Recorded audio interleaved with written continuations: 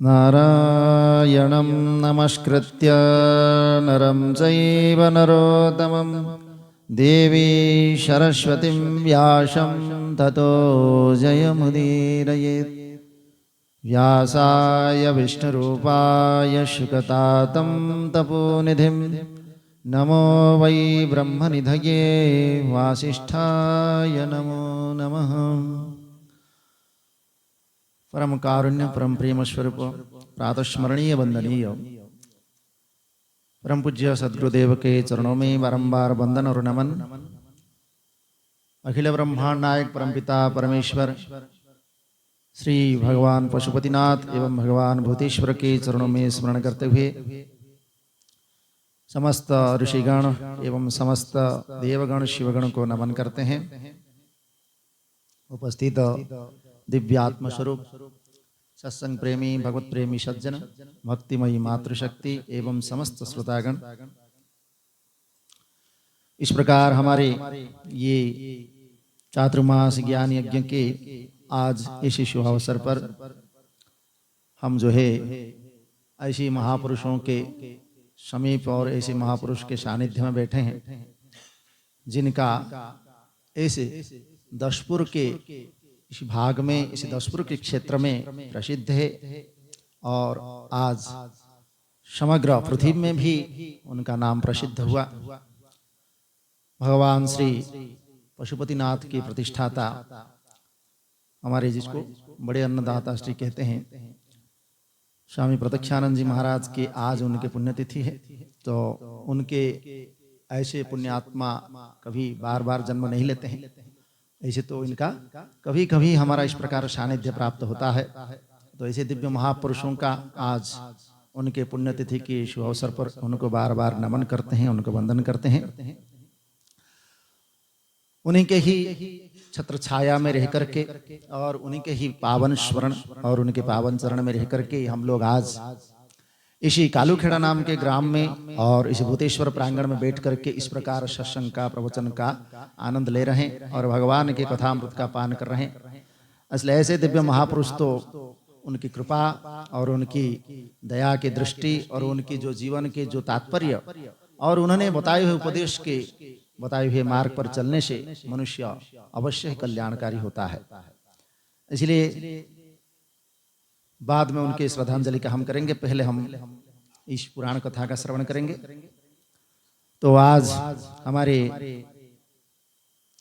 ये आश्विनी मास शुक्ल पक्ष कृष्ण पक्ष ये सप्तमी है। इस पितृपक्ष के समय जो हमारे ये दिव्य कथा का हम आनंद ले रहे हैं, इन दिव्य कथा के स्वरूप में भगवान का जो लीलामृत है उसमें हम शिव पुराण के इसी कोटिरुद्र संहिता में जो हमारा ज्योतिर्लिंग स्वरूप भगवान के स्वरूप है और उनके परम पावन इसी दिव्य स्वरूप का चिंतन करते हैं।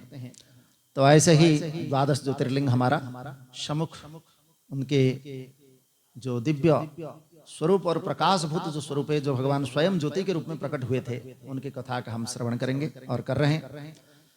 अब हम पहले सोमनाथ और आदि जो हमारे प्रथम ज्योतिर्लिंग से प्रारंभ करके हम अब तक कम से कम 7-8 ज्योतिर्लिंग का वर्णन कर चुके हैं। अब यहाँ हमारा अष्टम ज्योतिर्लिंग के रूप में ये त्र्यंबकेश्वर जो ब्रह्मगिरी पर्वत पर और गौतमी तटी जो नदी है उस नदी के तट पर विराजमान है, जो आज महाराष्ट्र के नासिक नाम शहर में उपस्थित है। ऐसे भगवान त्र्यंबकेश्वर का स्वरूप का साक्षात दर्शन करने से, उनका स्मरण करने मात्र से ही मनुष्य कृतकृत्य होता है और उनका पूजन करने से और उनके जीवन में कुछ ना कुछ भाव अवतरण होने से भी मनुष्य उसका जीवन की कृतकृत्यता अनुभव करता है। इसलिए ऐसे भगवान के जो दिव्य ज्योतिर्लिंग स्वरूप है उसका स्मरण करते हैं। और कल हमने विचार किया था कि ये त्र्यंबकेश्वर जो ज्योतिर्लिंग है ये गौतम ऋषि के तपस्या का ही फल था, जो कि उनका प्रादुर्भाव हुआ। तो उसमें गौतम ऋषि ने पहले किस प्रकार अकाल होने पर जहां अन्न जल की कोई प्राप्त ही नहीं था, सब ऐसे छटपटा रहे थे, सब ऐसे भूखे प्यास से मर रहे थे।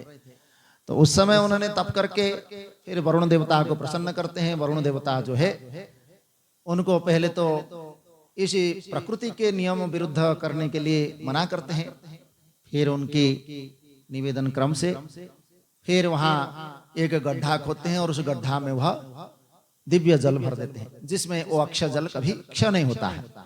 तो उस अक्षय जल जो बार बार उस कुंड से निकल रहा था, उसी से उन्होंने वहां पर अनेक प्रकार के अन्न, अनेक प्रकार के वृक्ष, अनेक प्रकार के औषधियां इत्यादि रोपण किए, और जिससे अनेक प्रकार के पुष्प फल आदि वहां उत्पन्न हुए। और जहां अकाल के अनावृष्टि के कारण जहां कुछ भी नहीं मिल रहा था, वहां इस प्रकार उनकी तपस्या से अनेक प्रकार के फल और फूल उत्पन्न हुए, जिससे सबको इस प्रकार अन्न प्राप्त हुआ। और वह जो अनावृष्टि और कभी नहीं भी हुआ, क्योंकि अनावृष्टि होने से कई काल तक बारिश नहीं होती है, मतलब बहुत दिन तक अगर बारिश नहीं हुआ तो फिर हमको यहाँ पर अन्न जल मिलना ही मुश्किल हो जाएगा। ऐसा समय हो सकता है जब पाप की धारा बढ़ती है, तो उस समय जो है अन्न और जल का, अब जैसे हम देखते हैं जो रेगिस्तान है, उस रेगिस्तान में आप चले जाएंगे तो वहां दूर दूर तक आपको ना कोई पेड़ पौधे, ना कोई अन्न, ना कोई जल, ना कोई घर, कुछ नहीं मिलेगा।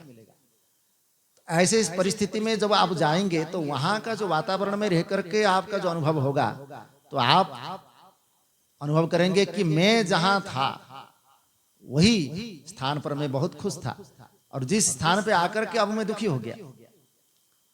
तो ऐसे कभी स्थिति न आए, इस प्रकार अनावृष्टि इस प्रकार की स्थिति न आए कि हम यहाँ पर अन्न जल के लिए ही तड़पने लग जाए। तो इसलिए कहते हैं ये तो पाप कर्म का फल ही है जो मनुष्य को अन्न जल से दुखी होना पड़ता है। कई लोग तो हमारे पास सब कुछ होगा, अन्न भी होगा, जल भी होगा, घर भी है, सब कुछ है, लेकिन उसका आनंद हम नहीं ले सकते। अगर हम ज्यादा कुछ खाते हैं तो पचा नहीं सकते, अगर कम खाते हैं तो उसकी तृप्ति नहीं होती, और अगर कुछ उसमें इधर उधर खा भी लिया तो अनेक प्रकार के रोग हो जाते हैं। तो अब हम ना खा सकते हैं, ना सह सकते हैं, ना देख सकते हैं, इस प्रकार दुख, मतलब बहुत पीड़ा अनुभव होती है। तो ऐसे भी बहुत लोग हैं, ऐसे हमारे सामने तो हमने देखे हैं, बड़े बड़े सेठ लोग हैं और पैसे का उनके पास कोई अभाव नहीं है, परंतु वो खा नहीं सकते। अब वो बस जो बनाने वाला रसोईया आदि होते हैं उनको ऐसे कह देते हैं, बस वो जो है सब्जी थोड़ा सा उसको बस उबाल लो, और उबाल करके उसमें थोड़ा सा बस कुछ नमक नहीं डालना है तो ठीक, नमक कई बार नहीं डालते, ऐसे ही उबाल करके ऐसे ही खा जाते हैं उसको। मतलब ना कोई ना मिर्च, ना नमक, ना कोई उसमें मसाला, ना कुछ, और अनेक प्रकार के व्यंजन और छप्पन भोग होने पर भी उसको खा नहीं सकते। तो इसीलिए भगवान ने हमारे ऊपर कृपा की कि हम सब कुछ खा भी सकते हैं, बैठ भी सकते हैं, काम कर भी सकते हैं, ये हमारा कर्म का फल है। लेकिन हमारे पास सब कुछ हो फिर भी हम कुछ नहीं कर सकते हैं, तो ये हमारा बड़े दुर्भाग्य है। तो इसीलिए तपस्या का, पुण्य का फल है कि मनुष्य को उसका सुख की प्राप्ति होती है। और अगर उसने पाप कर्म या अधर्म का आचरण करके अपने जीवन में अनेक प्रकार के अपराध किया, तो उसका परिणाम उसको बहुत दुखदायी होता है। तो इसलिए ये अनावृष्टि, अतिवृष्टि या अकाल पड़ना या अन्न जल से रहित हो जाना, ये सब हमारा पाप कर्म का ही फल है। अब कहते हैं कि जैसे कहीं भूकंप ही हो गया, अब भूकंप जो है ये भी पाप कर्म का फल है। ये हर जगह पे भूकंप नहीं हो सकता है, ये उसी क्षेत्र में होता है जहां पर धरती अपने आप को सहन नहीं कर पाती। वैसे तो विज्ञान कारण अलग है, विज्ञान के हिसाब से तो वहां भूगर्भ में जो उसका अलग अलग स्तर है, उस स्तर में परिवर्तन होने से भूकंप होता है, ये तो विज्ञान के कारण है।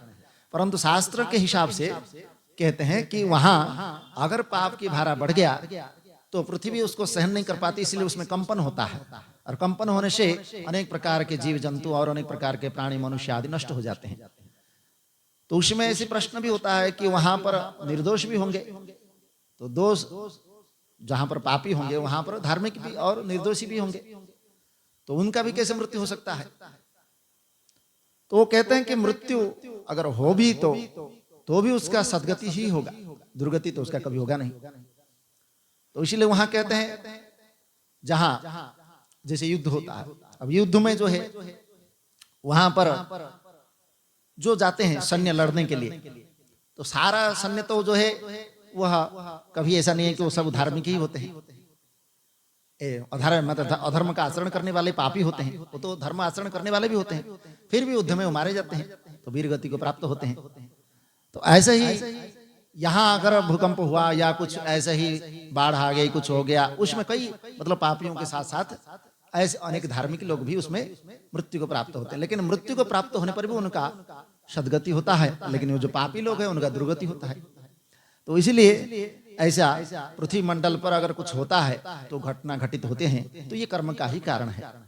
तो इसलिए महर्षि गौतम ने उन्होंने अपने ही तपस्या और अनेक प्रकार के आचरण करके समस्त लोगों को उन्होंने अन्न जल से भरपूर कर दिया और जिससे वो परोपकारी बने। अब किसी समय गौतम ऋषि ने अपने शिष्यों को जल लाने के लिए भेजा और वह पूजा के लिए हाथ में कमंडलू लेकर के जल लेने के लिए जाते हैं। तो उस समय जल लेने के लिए आई हुई वहां जो और भी मुनि पत्नी थे, उन मुनि पत्नियों ने जल के समीप गए और गौतम के शिष्यों को देख करके उन्हें जल लेने से रोक दिए। देखो, जो उपकार करता है उसी के विरुद्ध ही सब कुछ आचरण होता है। आज के समाज में भी वही है, पहले भी वही था। आप अगर दूसरे के कल्याण के लिए दूसरे लिए उपकार करेंगे तो आपको लोग निंदा ही करेंगे और आपका विरोध भी करेंगे। ऐसा भी लोग हैं यहाँ। ऐसा नहीं कि आप किसी का उपकार करें, किसका मंगल कर रहे हैं तो आपको सब अच्छा ही कहेंगे, ऐसा नहीं है। यहाँ विरोध करने वाले भी है। तो इसीलिए भगवान का कार्य समझ करके आप करते हैं, तब तो आप अपने आप को स्थिर और धीरज बनाएंगे। अगर हम दूसरे के लिए करके ऐसा अभिमान हो गया मैं दूसरे के लिए कर रहा हूं, तो फिर आपको उस विरोध का सामना करते हुए बहुत दुख भी हो सकता है। तो इसीलिए यहाँ गौतम जी जो उन्होंने तपस्या करके उस जल कुंड को उन्होंने प्रकट किया था, लेकिन उन्हीं के शिष्य को उन्होंने जल लेने से मना कर रहे हैं।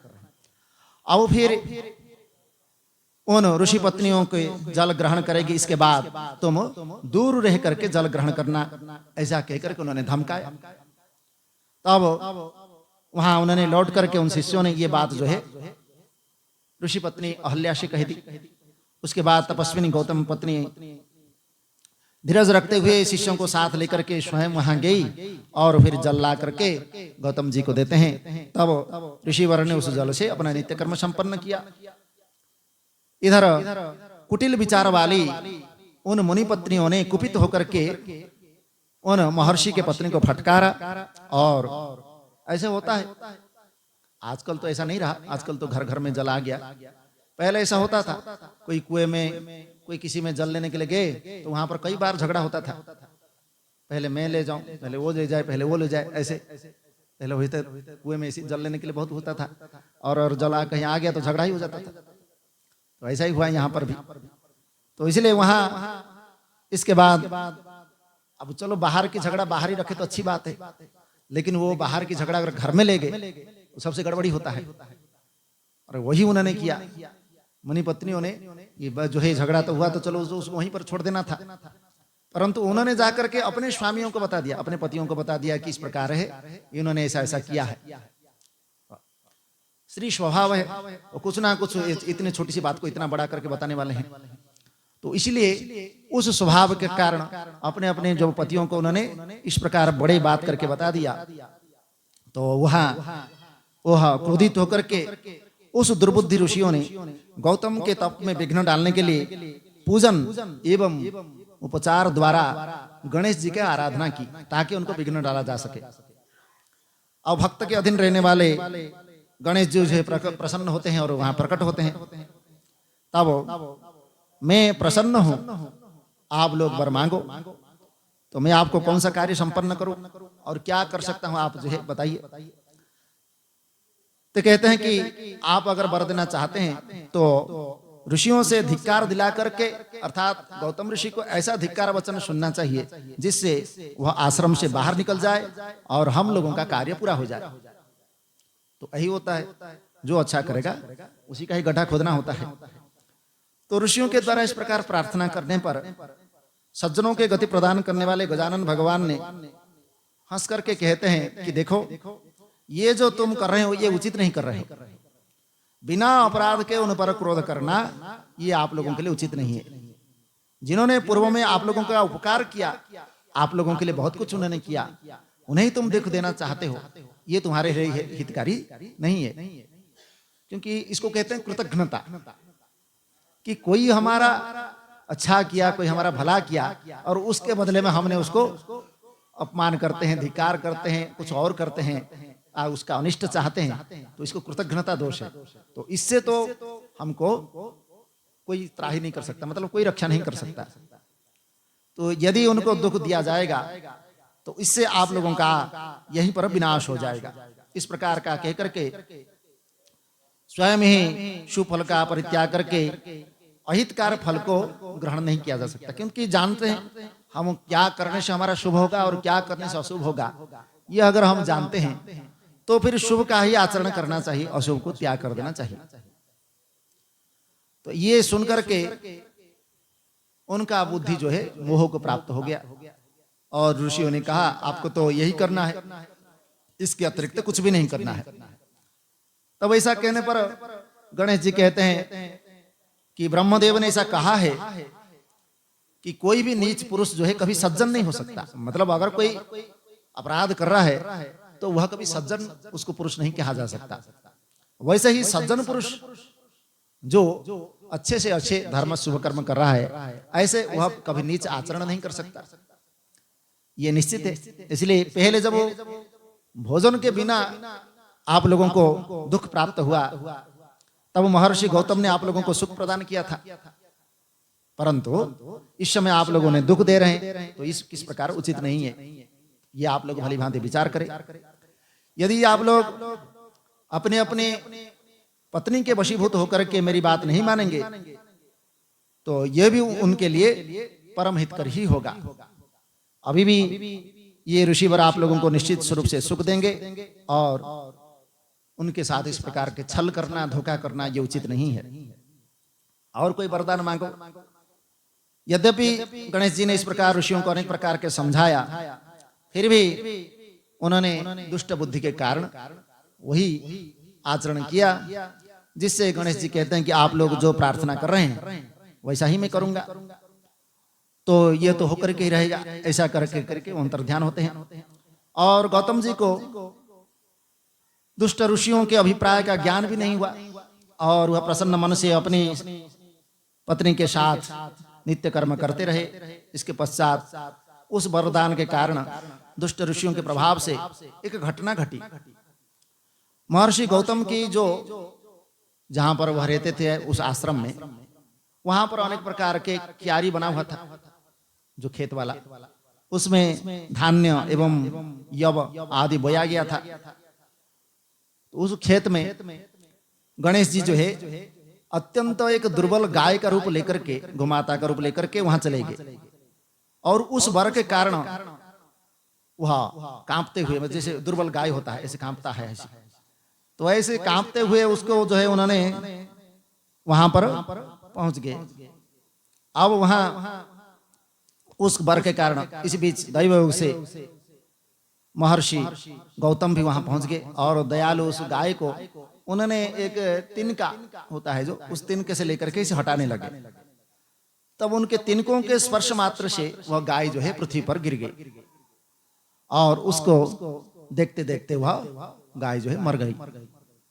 तब कपट से गुप्त रूप धारण करने वाले ऋषि एवं दुष्ट उनकी ऋषि पत्नियों ने भी कहने लगे कि गौतम ने जो है ये बहुत बड़ा पाप किया है, उसने गोहत्या किया है। इसलिए कहा कि ये क्या हो गया। गौतम जी कहते हैं कि कैसे हुआ इस प्रकार, क्या परमेश्वर मेरे पर कुपित हो गए, अब मैं क्या करूं, ये गोहत्या का पाप हमारे ऊपर कैसे लगा। इसी बीच वहां के ब्राह्मण तथा ब्राह्मणियों का दोनों को ही गौतम एवं अहल्या को धिकारने लगे और अनेक प्रकार के कटु वचन कहने लगे। इस प्रकार ऋषि कहते हैं तुम्हारे मुंह जो है देखने योग्य नहीं है, तुम यहाँ से चले जाओ और गोहत्यारे का मुख देख करके वस्त्र सहित स्नान करना चाहिए, ऐसा शास्त्र में है। तो जब तक तुम इस आश्रम में रहोगे तब तक देवता यहाँ पर नहीं रहेंगे और पितर हम लोगों के द्वारा कुछ भी ग्रहण नहीं करेंगे। इसलिए हे पापी, तुम परिवार सहित अन्यत्र चले जाओ। इस प्रकार गौतम को वहां पत्थर से भी मारने लगे और गौतम पत्नी को भी दुर्वचन कहने लगे। उन दुष्टों के द्वारा अपमानित किए गए महर्षि गौतम ने कहा कि अब मैं यहाँ से चला जाता हूँ और दूसरी जगह जाकर के मैं निवास करूंगा। ऐसा कहकर के गौतम वहां से चले गए और फिर एक कोस की दूरी पर जाकर के उनके अनुमति से आश्रम बना लिया और वहां जाकर के फिर वहां रहने जब लगे उन ब्राह्मणों ने, जब तक गोहत्या का पाप है तब तक तुमको कुछ करना चाहिए। तो वेदानुमोदित देव अथवा पितृ कार्य में तुम्हारा इस प्रकार कोई अधिकार नहीं है, तुम शास्त्र अनुमोदित कार्य नहीं कर सकते। इस प्रकार आधे महीने का समय व्यतीत करके उस दुख से व्याकुल हुए महर्षि ऋषियों से प्रार्थना करते हैं कि अगर किस तरह मेरा पाप दूर हो सके तो आप उसका उपाय बताइए। इस प्रकार पूछने पर वहां गौतम ने दूर रह करके उन श्रेष्ठ ऋषियों को प्रणाम करे विनय युक्त होकर के पूछते हैं कि अब मुझे क्या करना चाहिए। तब ऋषि कहते हैं कि बिना प्रायश्चित किए कोई भी शुद्धि कुछ नहीं हो सकता है, इसलिए तुम शरीर शुद्धि के निमित्त प्रायश्चित करो। तुम अपने पाप को प्रकाशित करते हुए, मतलब सबके सामने बोलते हुए 3 बार पृथ्वी की परिक्रमा करो, फिर यहीं आकर के मास व्रत का अनुष्ठान करो। इसके बाद 101 बार इस ब्रह्मगिरि की परिक्रमा करने से तुम्हारी शुद्धि होगी। अथवा तुम यहीं गंगा को ला करके स्नान करो और 1 करोड़ पार्थिव जो लिंग है, इस पार्थिव लिंग का बना करके भगवान शिव का पूजन करो। उसके बाद गंगा में स्नान करके तुम पवित्र हो जाओगे। सर्वप्रथम 11 बार इस पर्वत की परिक्रमा करो, उसके बाद 100 घड़े गंगा जल से स्नान करके पार्थिव पूजन करो, तब तुम्हारा प्रायश्चित पूर्ण होगा। इस प्रकार उन ऋषियों को जो उन्होंने कहा, गौतम जी ने उस बात को स्वीकार कर ली। मैं आप श्रीमान लोगों का आज्ञा से पार्थिव पूजन तथा पर्वत की परिक्रमा करूंगा। ऐसा कहकर के महर्षि ने पर्वत की परिक्रमा करके पार्थिव लिंग को बना करके उनका पूजन करने लगे। और उनकी पत्नी साध्वी अहल्या ने भी ये सब कार्य में उनका सहयोग किया। उस समय उनके शिष्य तथा प्रशिष्यों ने भी उन दोनों की सेवा कार्य संपादित किया। उस समय गौतम जी द्वारा इस प्रकार प्रायश्चित कर्म करने पर भगवान जो है प्रसन्न होकर के देवी पार्वती के साथ वहां प्रकट होते हैं। फिर वहां पर कहते हैं कि मैं तुम्हारे भक्ति से अत्यंत प्रसन्न हूं।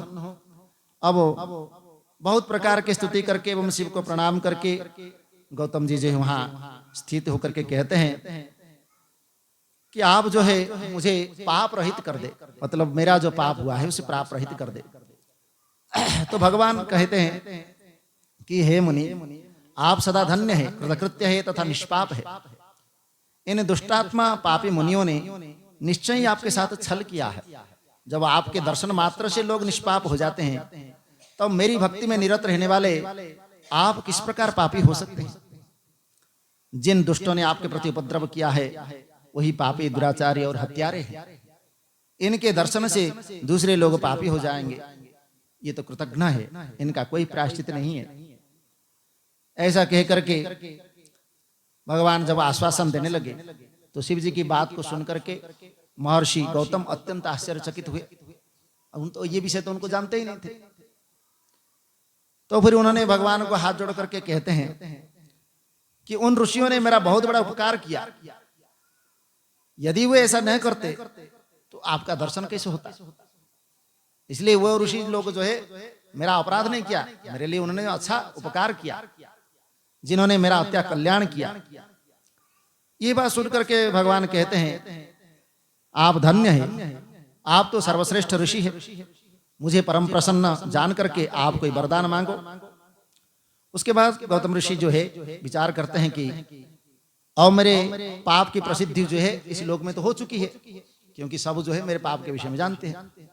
इसलिए यह किसी प्रकार का झूठ ना हो और उन ऋषियों की कही बात को है सत्य करना है, मतलब सब इस विषय में जानना चाहिए। इसलिए आज भी वहां त्र्यंबकेश्वर में उनके विषय में लिखा गया है, कैसे इस प्रकार उन्होंने गौतम ऋषि ने क्या क्या किया था। वहां पत्थरों में आज भी लिखा है, आप जाके वहां पढ़ भी सकते हैं उनके पाप के विषय में। तो इसलिए कह रहे हैं कि ये बात सत्य करनी चाहिए। ऐसा निश्चय करके शिव भक्त मुनि श्रेष्ठ गौतम ने हाथ जोड़ करके भगवान से कहते हैं कि आप तो सत्य कहते हैं, किंतु जैसा पंचों ने निर्णय दिया है वह अन्यथा न हो। जैसा उन्होंने निर्णय दिया है वैसा ही करना चाहिए। यदि प्रसन्न देवेशो गंगा च दियताम मम कुरु लोकोपकार नमस्तेस्तु नमस्तेस्तु।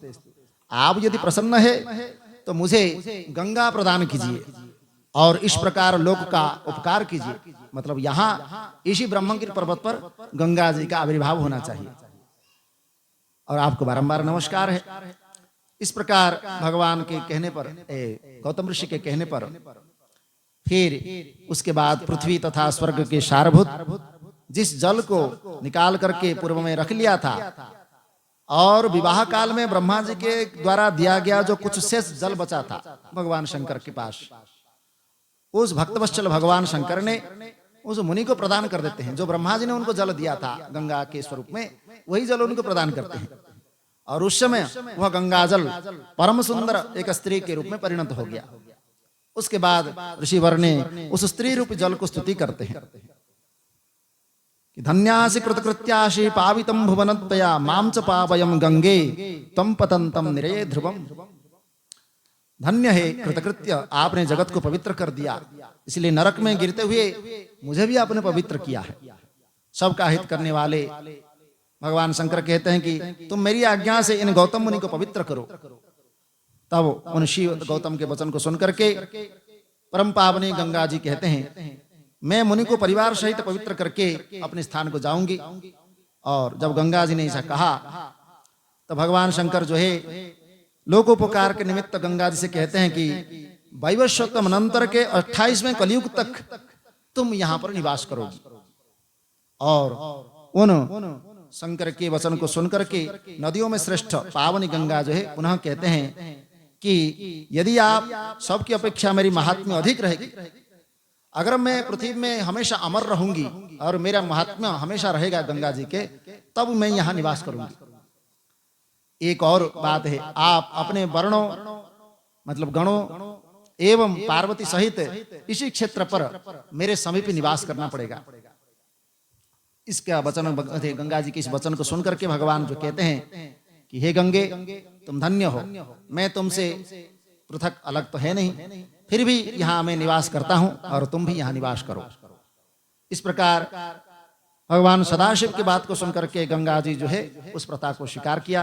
इसी बीच समस्त देवता ऋषि पितर अनेक सुंदर तीर्थ विविध क्षेत्र सभी ने आकर के वहाँ गौतम गंगा और भगवान गिरीश की जय जयकार करते हैं।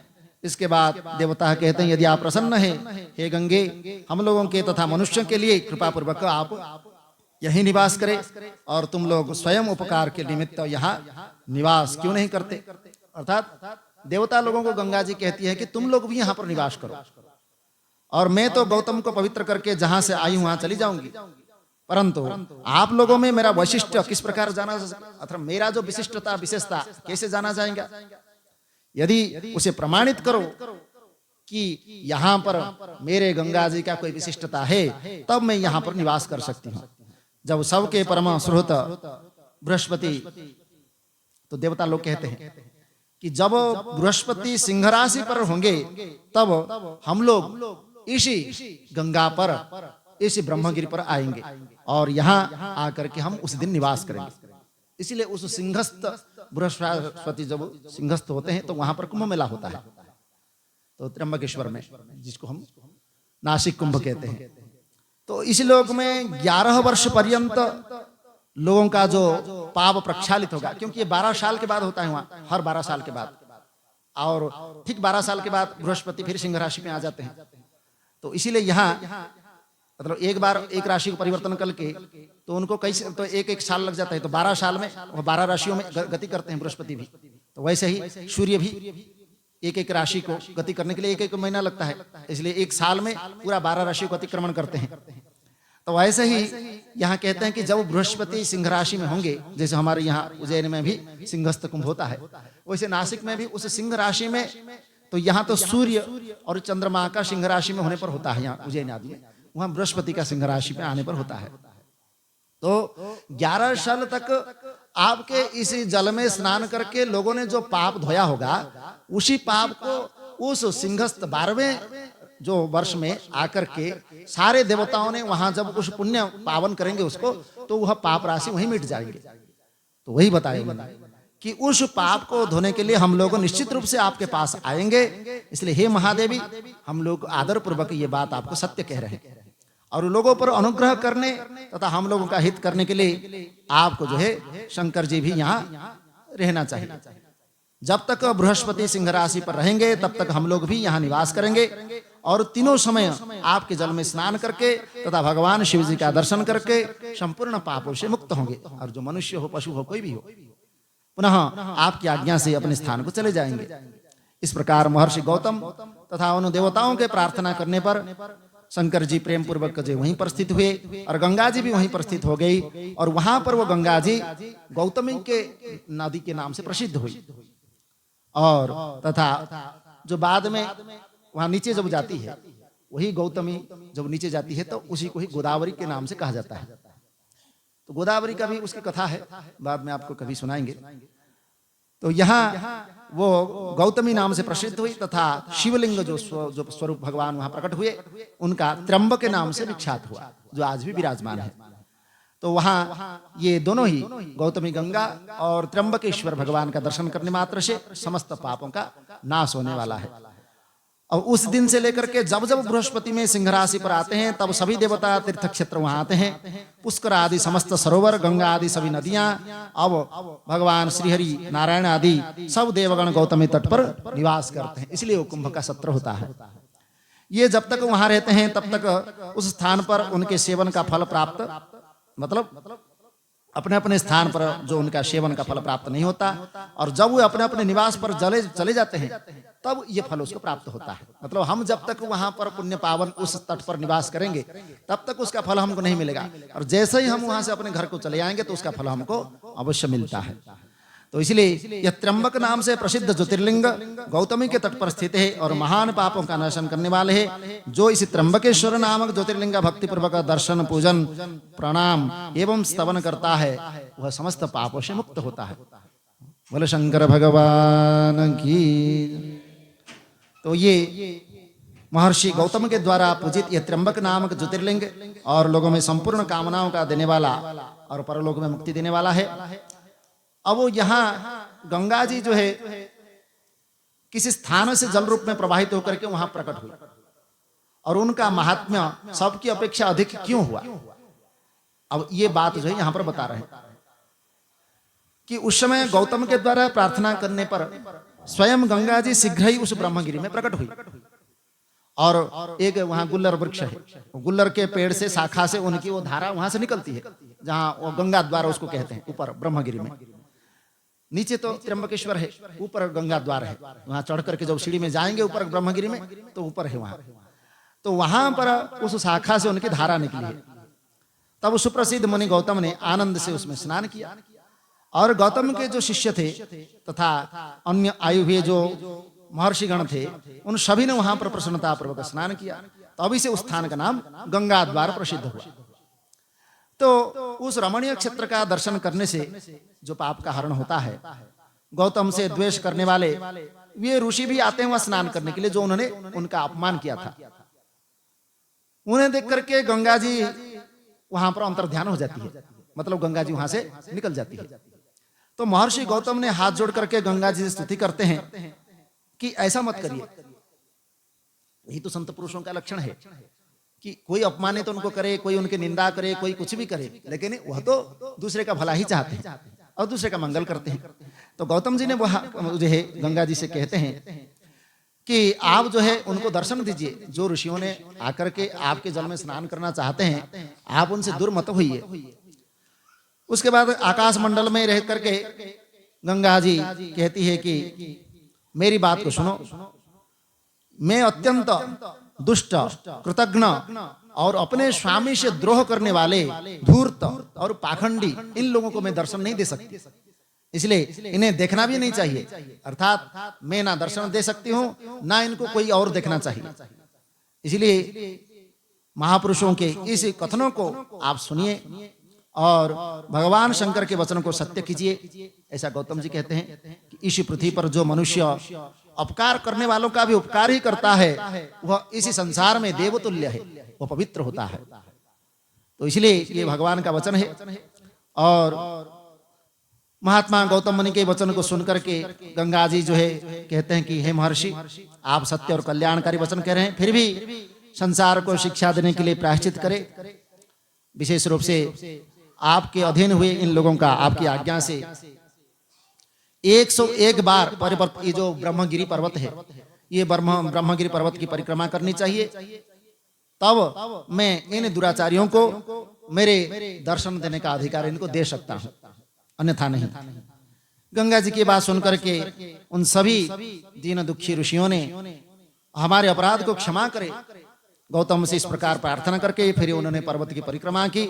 और उन ऋषियों के द्वारा ऐसा कर लेने पर फिर गंगा जी की आज्ञा से गंगा द्वार के नीचे वाले जो स्थान है वर्तमान, वो तो ऊपर गंगा द्वार है, नीचे एक स्थान है जिसमें त्र्यंबक जो हमारे भगवान मंदिर है उसके ठीक कुछ ही दूरी पर है, उसको कहते हैं कुशावर्त तीर्थ। तो उस कुशावर्त तीर्थ में वहां पर सारे जो ऋषि मुनियों और ये स्नान करते हैं। तो वहीं पर कुंभ मेला में भी जो स्नान करते हैं उसी कुशावर्त तीर्थ में स्नान करते हैं, उसको ब्रह्मकुंड में कहते हैं। तो उस कुशावर्त तीर्थ में उन्होंने स्नान किया और उसके बाद गंगा जी गौतम प्रसन्न करने के लिए वहां पुनः प्रकट हुई। तब से ये कुशावर्त नाम का तीर्थ से प्रसिद्ध हुआ।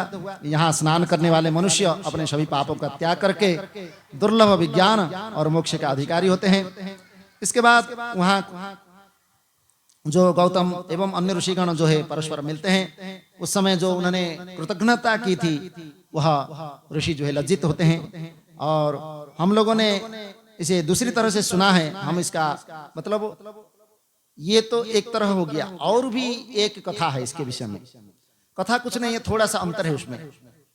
तो वहां पर एक दूसरी तरह से कथा जो है कि गौतम ने क्रुद्ध होकर के उन ब्राह्मण को शाप देते हैं, जो वहां पर उन्होंने जो उनके प्रति जो द्रोह किए थे उनको अभिशाप देते हैं। एक दूसरी कथा है। तो कल्पभेद के कारण अलग अलग कल्प की कथा है। तो इसलिए गौतम ने उन ऋषियों को दुर्भिक्ष से पीड़ित देकर के महात्मा वरुण को उद्देश्य करके बड़ा तप करते हैं। फिर उसे वरुण को कृपा से उन्होंने अक्षय जल प्राप्त करते हैं। तत्पश्चात बहुत से धान और बीज आदि डाल करके फिर वहां उनका उपकार करके उनका भोजन का प्रबंध भी करते हैं। और वहां पर जैसे जैसे हुआ था घटना वैसे हुआ, परंतु वहां पर क्या किया उन्होंने, उस दुष्ट बुद्धि वाले कुटिल अंतःकरण वाले उन ब्राह्मणों ने एक कृत्रिम गाय बना करके उनकी फसल को चरने के लिए छोड़ दिए। तब गौतम ने अपनी फसल को खाने में आसक्त उस गाय को देख करके उसे धीरे से हटाते हुए एक तिनके से इसे मारते हैं। तब उस गाय के तिनके के स्पर्श मात्र से वो भूमि पर गिर पड़ी और वहां कुत्सित विचार वाले वह ब्राह्मण जो है एकत्र होकर के कहने लगे कि गौतम ने गाय को मार दिया। इसके बाद शिव भक्त गौतम गाय मर गई ऐसा सोच करके भयभीत हो गए और अपनी पत्नी अहल्या के तथा शिष्यों के साथ आश्चर्य में पड़ गए। और उसके पश्चात वह अपने तपोबल से उस कृत्रिम गाय के विषय में जान करके वह फिर क्रोधित हो जाते हैं और उस ऋषियों को शाप देते हैं। कहते हैं कि हे दुरात्मा, मुझ शिवभक्त को इस प्रकार विशेष दुख देने के कारण तुम ब्राह्मण जो है वेद से विमुख हो जाओ और आज से वेद में जो सत्कर्म विशेष करके जो मोक्ष प्रदान करने वाले शैव मार्ग में तुम लोगों का कोई श्रद्धा नहीं होगी और आज से वेद बहिष्कृत एवं मोक्ष मार्ग से रहित होकर के तुम बुरे मार्ग में प्रवृत्ति होगी और आज से तुम लोगों के मस्तक में मृतिका का तिलक होगा, भस्म का तिलक नहीं। और हे ब्राह्मणों, माथे पर मृतिका का लेप करने वाले तुम लोग जो है नरकगामी हो जाओगे। तुम लोग शिव को परदेवता नहीं मानोगे और अद्वैत स्वरूप भगवान सदाशिव को दूसरे देवता के समान तुम समझोगे। इसलिए आज भी ऐसे ब्राह्मण है जो भगवान शिव की पूजा नहीं करते हैं और देवता की पूजा करेंगे, लेकिन शिव मंदिर में आकर के कोई पूजा नहीं करते जल्दी ब्राह्मण को, विशेष करके दक्षिण और वहां उत्तर मतलब वहां दक्षिण पूर्व क्षेत्र में नहीं करेंगे। जो पुजारी होते हैं वह शिव मंदिर के कोई और होता है जो पूजा करने वाले होते हैं, ब्राह्मण नहीं करते हैं। ब्राह्मण आकर के अभिषेक कर देंगे, ये कर देंगे, लेकिन पूजा नहीं करेंगे। वो भगवान शिव को अन्य ही कुछ मानते हैं, इसलिए वो जो अभिशाप आज भी घटित हो रहा है। तो इसलिए शिव पूजा आदि कर्म में, शिवनिष्ठ भक्तों में एवं शिव पर्व में तुम लोगों की प्रीति व श्रद्धा कभी नहीं होगी। आज मैंने जितने भी दुखदाई शाप तुम लोगों को दिए हैं वे सब तुम लोगों को, मतलब तुम्हारे लिए नहीं, ये तुम्हारे संतानों को भी प्राप्त होंगे।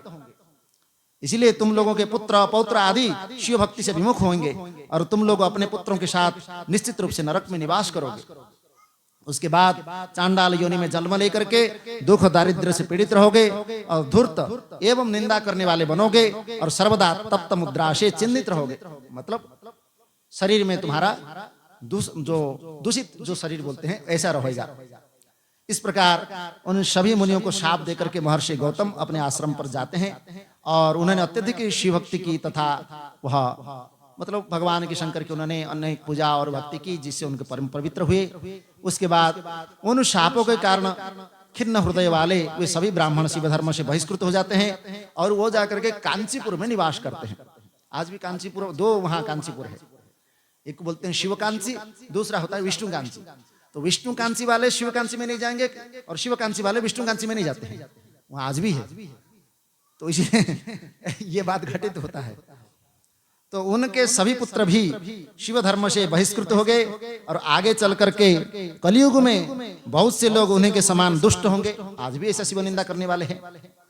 और इस प्रकार मैंने ये जो वृत्तांत है उन लोगों से कहा और इसके पहले वृत्तांत भी आप लोगों ने ये सब सुन चुके हैं। तो इस प्रकार गौतमी गंगा की उत्पत्ति और पापहारी भगवान शंकर की जो त्र्यंबक नाम का ज्योतिर्लिंग है, ये उसकी महात्म्य है कि जो मनुष्य इस प्रकार उस गौतमी नाम का गंगा में कुशावर्त तीर्थ में स्नान करके भगवान त्र्यंबकेश्वर का दर्शन करता है उसका जीवन धन्य होता है, कृतार्थ होता है। अब आगे जो है ये हमारा वैद्यनाथेश्वर भगवान ज्योतिर्लिंग जो स्वरूप है उस वैद्यनाथेश्वर ज्योतिर्लिंग का प्रादुर्भाव है। तो ये इसका भी महात्मा है, इसके बारे में हम सुने भी होंगे। ये रावण के द्वारा ही स्थापित हुआ है।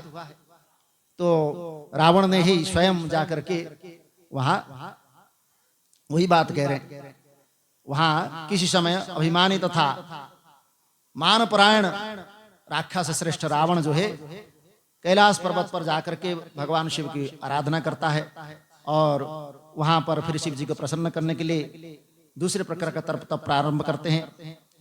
क्योंकि वह तो राक्षस था इसलिए तो तमोगुणी वाला तप उसको पता था। इसलिए दोनों ही आप देख सकते हैं, दोनों में बहुत भेद है।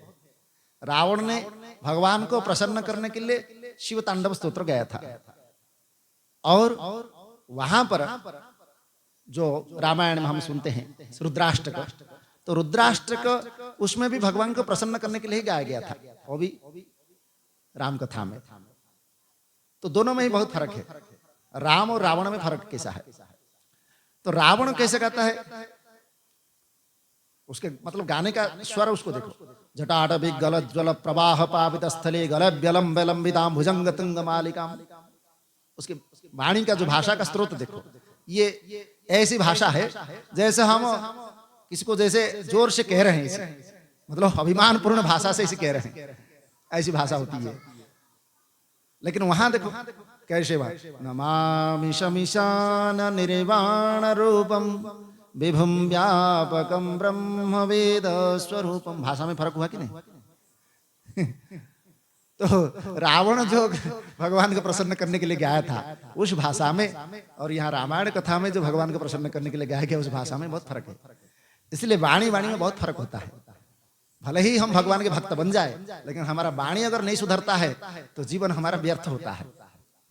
तो इसीलिए उसने भगवान को प्रसन्न करने के लिए अनेक प्रकार के तप तो किया लेकिन वो तमोगुणी वाला, इसलिए पुलस्त्य कुल में जन्म ग्रहण करने वाला पुलस्त्य जो सप्तर्षियों में थे और उन्हीं के पुत्र हुए विश्रवा और विश्रवा के पुत्र हुए रावण, कुंभकर्ण और विभीषण आदि।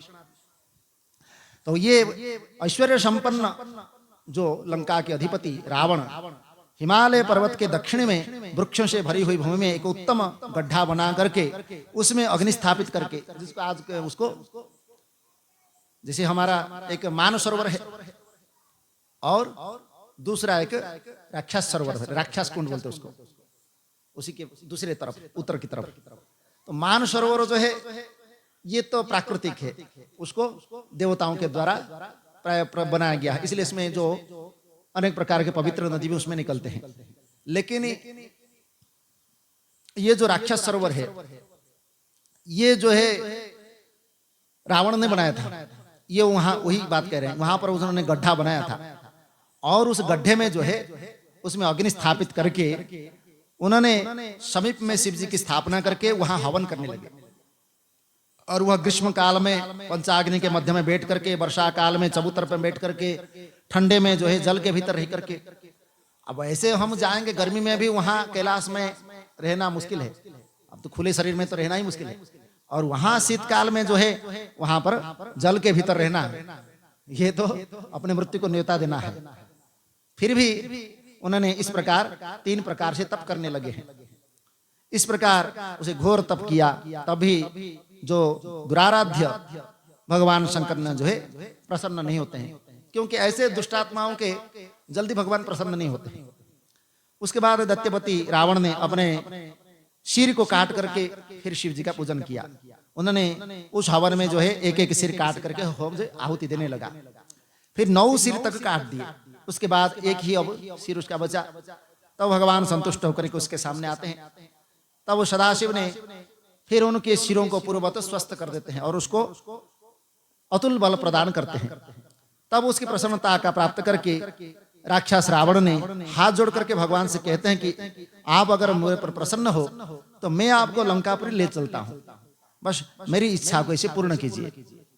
तो वहां पर फिर उस रावण के द्वारा इस प्रकार कहे जाने पर भगवान शंकर जो है पहले तो थोड़ा सा स्वस्थ हैं, फिर वहां कहते हैं तुम मेरी महत्वपूर्ण बात सुनो, तुम उत्तम भक्ति से युक्त होकर के मेरे इस श्रेष्ठ शिवलिंग को अपने घर ले जाओ, किंतु तुम इस लिंग को भूमि पर जहां भी रख जाओगे वहां पर मैं फिर स्थित हो जाऊंगा, वहां से फिर नहीं जाऊंगा, आप जैसा चाहो तुम वैसा करो।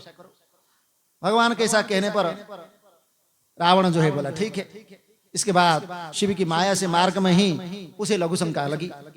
अब जो पुलस्त्य का जो पौत्र सामर्थ्यशाली रावण उस मूत्र के वेग को रोक नहीं सका और उसने वहां एक गोपाल को देखा, ग्वाला। उस ग्वाला को देख करके उसने प्रार्थना किया कि तुम थोड़ा शिवलिंग जो है रख लो, मैं थोड़ा सा लघु शंका कर लेता हूं। अब एक मुहूर्त उसमें बीत गया। एक मुहूर्त बीतने पर वह गोप जो है शिवलिंग को, एक मुहूर्त मतलब कितना होता है? नहीं, एक मुहूर्त का मतलब 24 मिनट होता है। तो वहां शिवलिंग के भार से वह पीड़ित होकर के वह व्याकुल हो गया और पृथ्वी पर उसने रख दिया। इस प्रकार वज्रसाह से उत्पन्न वह लिंग जो है वहीं पर स्थित हो गया। और ऐसे जो भगवान के वह लिंग 3 लोगों के वैद्यनाथेश्वर नाम से प्रसिद्ध हुआ। बोले वैद्यनाथेश्वर भगवान की। तो ये ज्योतिर्लिंग जो है श्रेष्ठ दर्शन, पूजन और पाप करने वाला, मुक्ति प्रदान करने वाला, कल्याण करने वाला। और इसमें कहते हैं कि सारे लोगों के कल्याण करने के लिए उस लिंग के वहां स्थित हो जाने पर रावण जो है वर प्राप्त करके अपने घर चला गया। उस महान असुर ने अपने पत्नी से ये सारा घटना कहता है।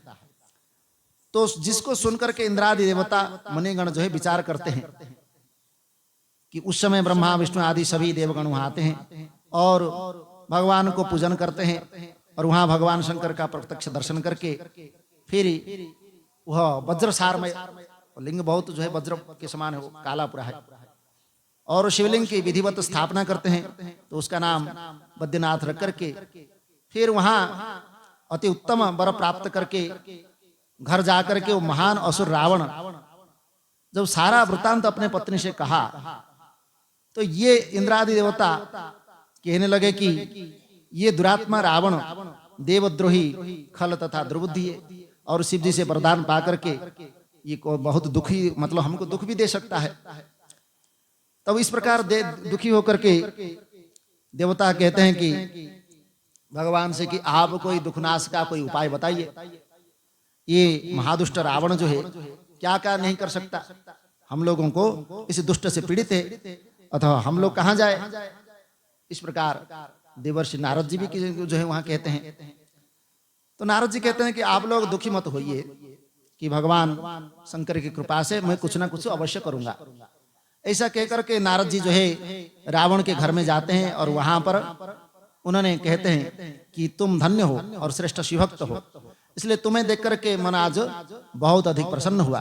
तुम शिवाराधना संबंधी अपने जो घटना घटित हुई उसको जो है कहो।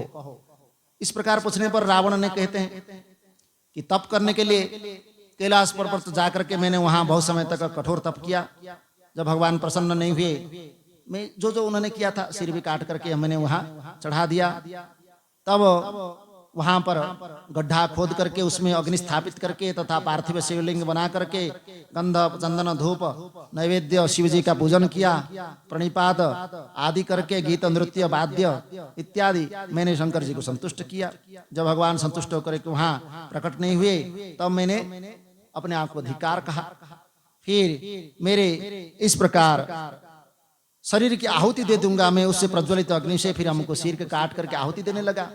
इस प्रकार उन भक्त वत्सल भगवान इसे मेरी इसी दृढ़ तपस्या से परिपूर्ण होकर के फिर कहते हैं कि तुम ऐसा मत करो, मैं प्रसन्न हूं, वर मांगो, मैं तुम्हें मनवांछित वर दूंगा। ऐसा कहने पर मैंने उनसे वर मांगा कि मुझे अतुल बल दीजिए जिससे मेरे समान कोई बलवान इस संसार में न हो। यदि प्रसन्न है तो मेरे लिए ये मतलब आप अगर प्रसन्न है तो मेरे लिए दुर्लभ नहीं हो सकता है। तो भगवान ने तथास्तु कह देते हैं।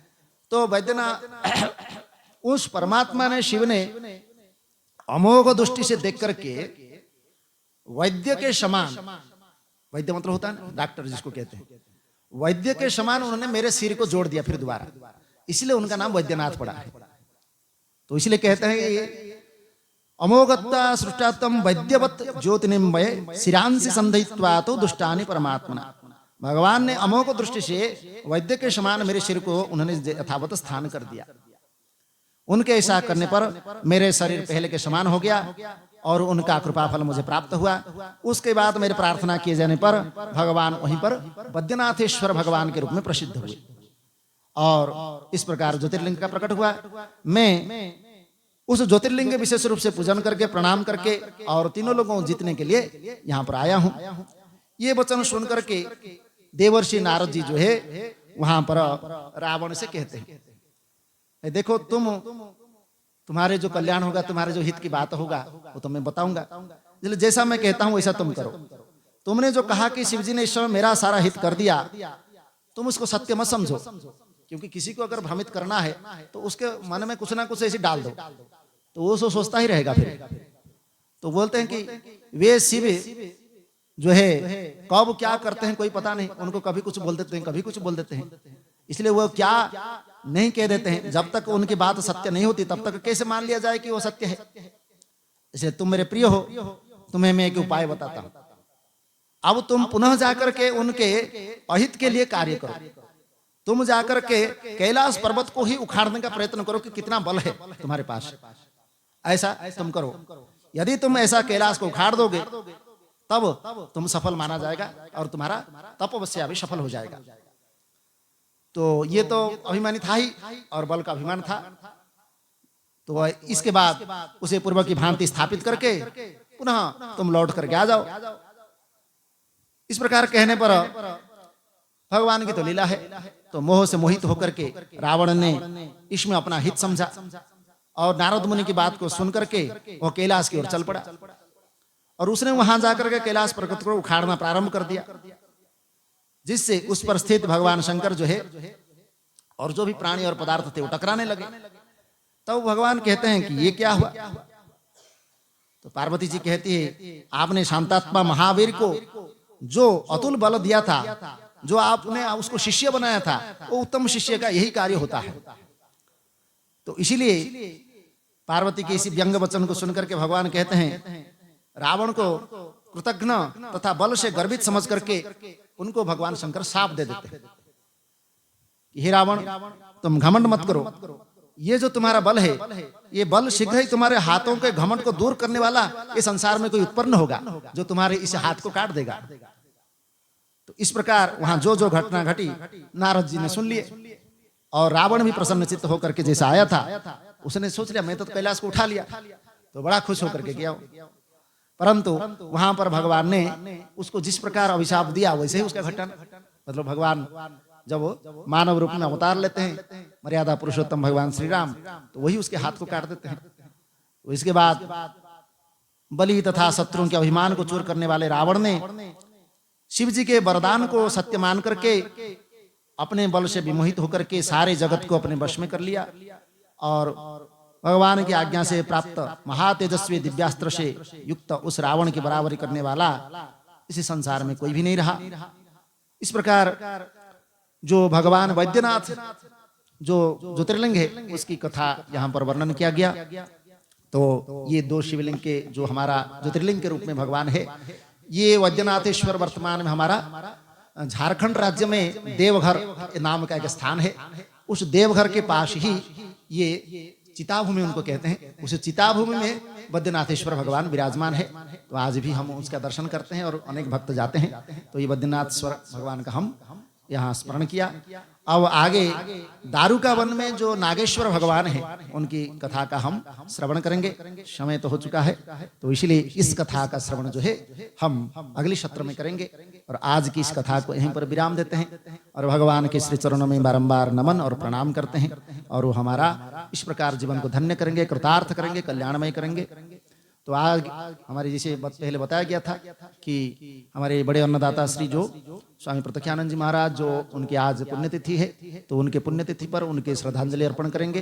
तो सबसे पहले हमारे जो मुख्य रूप में जो उनकी जीवनी और उनकी कथा के रूप में उनकी जो यहाँ उन्होंने कितने जन कल्याण का कार्य किए, कितने जो है उन्होंने अपने जीवन में साधना तप किए, इसके विषय में हमारे प्रकाश डालेंगे हमारे श्री ओम नारायण शर्मा जी, जो उनके विषय में जानते हैं। और उनका प्रतिपादन करने के बाद फिर उनको श्रद्धांजलि अर्पण करेंगे।